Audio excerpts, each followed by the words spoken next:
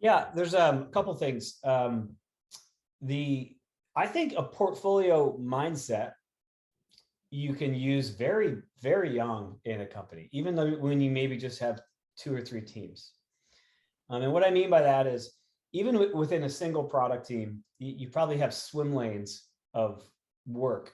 And those swim lanes are bets that you're making. I bet if we do this, it'll have this outcome. I bet if we do that, it'll have that outcome. And so I think even when a company is pretty small, some of the thinking behind portfolio management is useful, because you need to have a balanced portfolio of bets that are going to pay off in short, medium, long term, bets that are going to grow revenue, bets that are going to make your foundation more stable.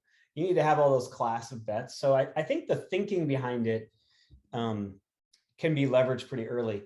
I remember there's this breaking point for a head of product. Right around 7 or 8 teams, you just can't remember what everybody's doing.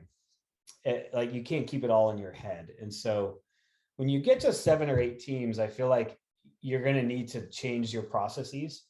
And you're going to need to think more in terms of, you're going to have to elevate and not be in the details of what everybody's doing. You have to start thinking about them like a portfolio. And a lot of product leaders I've met, they break. They stop being effective in that 7 to 10 team range.